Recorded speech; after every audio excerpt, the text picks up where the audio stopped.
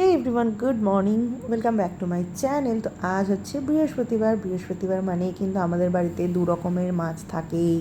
না, দু রকমের মাছ আনারও আজকে একটা বিশেষত্ব কারণ আছে। কারণটা হচ্ছে ট্যাংরা মাছ মা খায় না, তো সেই কারণে মায়ের জন্য আনা হয়েছে কাতলা। আর এদিকে আমি দুদিন ধরে মিস্টার দাসের কাছে আবদার করে বেড়াচ্ছিলাম যে একটু কাতলা মাছের তেল আনো।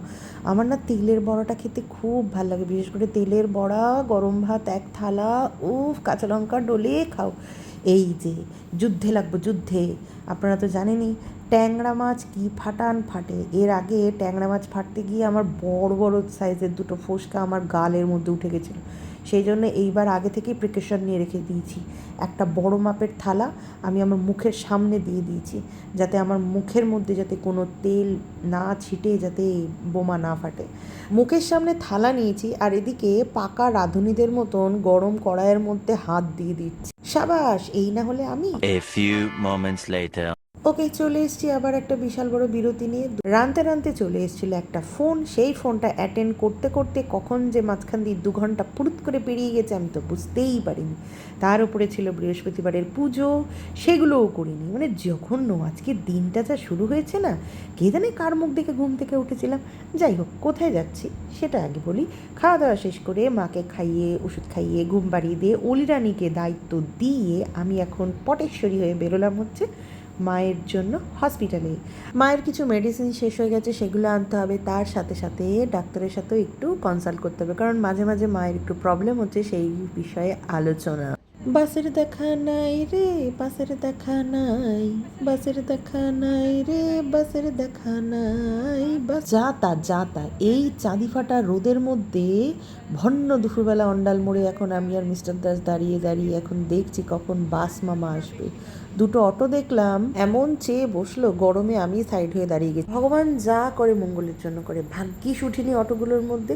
মিনিট 20 মতন দাঁড়াতে হলো, তারপরেই চলে এলো বাস। তো বাসে যাওয়ার যে মজা না, সেই মজাটা কোথাও নেই। তার উপরে সিট পেয়েছি একদম লাস্টের দিকে, পেট ভর্তি খাবার, ওদিকে বাসের ঝাঁকুনি। আহা কি আনন্দ আকাশে বাতাসে। আজকে আমি সত্যি হাড়ে মাসে দুব্বই সমস্ত কিছুতে বুঝতে পারছি যে আমাদের বাড়ি থেকে এই মহানানন্দ ক্যান্সার রিসার্চ সেন্টারটা কতটা দূরত্ব। বাপ রে বাপ, মিস্টার দাস আমাকে বলতো একদিন তোকে আমি টের পাবো, তুই গাড়িতে উঠিস আর ওখানে গিয়ে নামিস। সাধারণ মানুষ যে কত ঝুলতে ঝুলতে, কত কষ্ট করতে করতে সব জায়গায় পৌঁছয়, তোকে হাড়ে মাসে দুব্বই টের পাবো। আজকে সত্যি আমাকে হাড়ে মাসে দুব্বই টের পাইয়েছে। লাস্টের দিকে আমি বলেছি ছেড়ে দে মা, কেঁদে বাঁচি। লল্লাটের শেষ নেই। ওই যে বললাম, আজকে যে কার মুখ দেখে ঘুম থেকে উঠেছি সে ভগবানই একমাত্র জানে।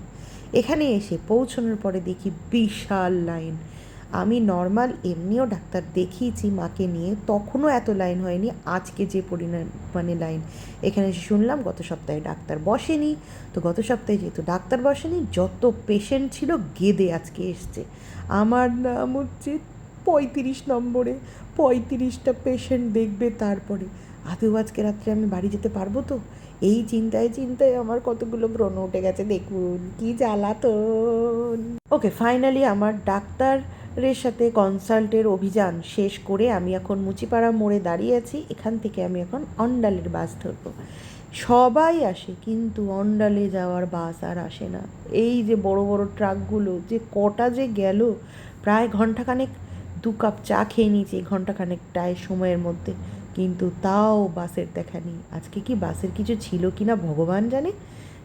না জেনে শুনে রাস্তায় বেরোলে আমাদের মতন অবস্থাই হয়। এখানে ঘন্টাখানেক দাঁড়ানোর পরে এলো তারপরে এসবিএসটি, সেও তো আবার অন্ডাল গুরুদ্বারার ওখানে দাঁড় করিয়ে দেবে। সেখান থেকে হেঁটে প্রায় মিনিট 15 থেকে 20 হেঁটে অন্ডাল মোড়ে যেতে হবে। কি জ্বালা। এখানে একটা রেস্টুরেন্ট আছে, সেই রেস্টুরেন্টেতে বিয়ের পর আমি খুব খেতে আসতাম। খোলা ময়দান, এখন আছে কি না জানি না। আছে আছে, এই যে এই যে এইখানটাতে আমি বিয়ের পর এত খেতে আসতাম, এখন ওটা ভুলেই গেছি। মনে পড়ে রেস্টুরেন্টের কথা? হ্যাঁ, কত খেতে আসতাম আমরা। এখন আনেই না, বলেই না, বলেই না। কবে আনবে বলো? ভিখারিস। ভিখারিস, অনলি ভিখারিস পেমেন্ট হোক। এবার বুঝতে পারছো তো চাকরিরত মেয়েদেরকে বলছি, হাউস ওয়াইফদের কত জ্বালা। সামান্য একটু রেস্টুরেন্টে খেতে আসবে, তাও মাইনে হোক, তারপরে কোনো কিছু জামা কিনতে যাবো তাও বলবে মাইনে হোক, তারপরে মাইনে ছাড়া কোনো কথাই বলে না। আবার মাইনে হওয়ার পর বলবে দাঁড়াও দাঁড়াও সবার পেমেন্ট করে দিই তারপরে। So we are all housewife in ভিখারিস, আন্ডারস্টুড?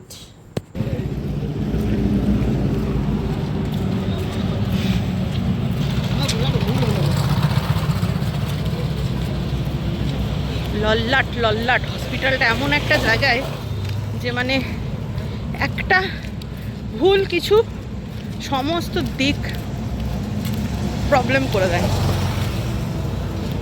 যাই হোক, অন্ডালে পৌঁছে গেছি।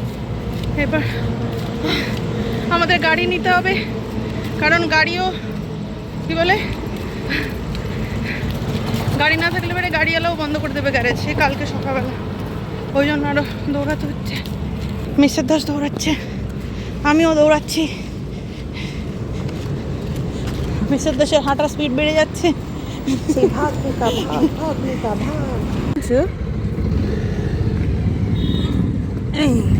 চলো বাবা, আমাদের গাড়ি নেওয়া হয়ে গেছে। বিশাল একটা চিন্তা, দৌড়া দৌড়ি। যাই হোক, এতক্ষণে হ্যাঁ তো এখন পেয়েছে খিদে। এই গাড়ির চক্করে না আমরা ওখানে কোথাও দাঁড়াইনি, শুধু চা খেয়ে বাস ধরে চলে এসেছি। এখন পেয়েছে খিদে, কিছু খাবো, তারপরে পেট শান্তি হবে। বাবারে বাবা, মানে এই হসপিটালটায় গেলে পারে না, পেশেন্ট নিয়ে গেলেও যে কেস হয় আর পেশেন্ট না নিয়ে গেলেও সেই একই কেস। মানে 3 থেকে 4 ঘন্টার নিচে কোনো গল্প নেই, তার বেশি সই কম হয় না। যাই হোক, এখন আগে পেটে খেতে হবে, খিদে পেয়ে গেছে। অলিরানি অর্ডার করেছে হচ্ছে দই ফুচকা 1 প্লেট নিয়ে যেতে হবে। তো ফুচকার দোকানে যখন দাঁড়ালাম তো মন প্রাণ পেট সমস্ত কিছু ভরে ফুচকাই খাওয়া যায়। তো ওনাকে বললাম দাদা ভালো করে চটকিয়ে লঙ্কা দিয়ে ছোলা মটর যা আছে সমস্ত কিছু দিয়ে ভালো করে একটু আলু মেখে দাও। এই যে অলিরানি ফরফরানি, অলিরানি আজকে কি কি করেছিস শুনি। অলিরানি ঢোকা দুধ খেয়েছি, তারপর ঠাম্মার জন্য চা বানিয়েছি, তারপর ম্যাথ করেছি। বাহ, অলিরানি বড় হয়ে গেছে। এখন কি খাচ্ছে অলিরানি? অলিরানি আমাকে ফোন করে বলেছে মা আমার জন্য চাটনি ফুচকা নিয়ে আসবে। মানে চাটনি ফুচকা নিয়ে এসেছি, এখন চাটনি ফুচকা খাচ্ছে। ভালো খেতে?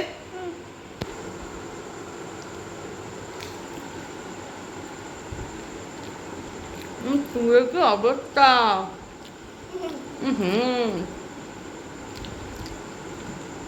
বাসে গেলে এই হয়, যখন বেরিয়েছি চুলটা ভেজা ছিল, ব্যাস চুল আর চুল নেই। এখন আমার পাখির বাসা হয়ে গেছে মাথাটা।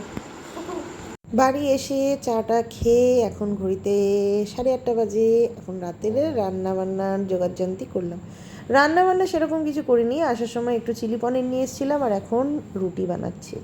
তো মাকে দিয়ে দিয়েছি আর আমাদের রুটিগুলো বানাচ্ছি। আমার না এত বছর হয়ে গেল কন্টিনিউ রুটি করছি, কিন্তু এখনও অবধি কখনো পাকিস্তানের ম্যাপ, কখনো বাংলাদেশের ম্যাপ, কখনো অস্ট্রেলিয়ার ম্যাপ, কখনো আবার ইন্ডিয়ার ম্যাপও হয়ে যায়। গোল গোল ফুলকো ফুলকো রুটি আমি এখনও পারি না। আর কবে যে শিখবো আর কবে যে হবে সে ভগবান জানে।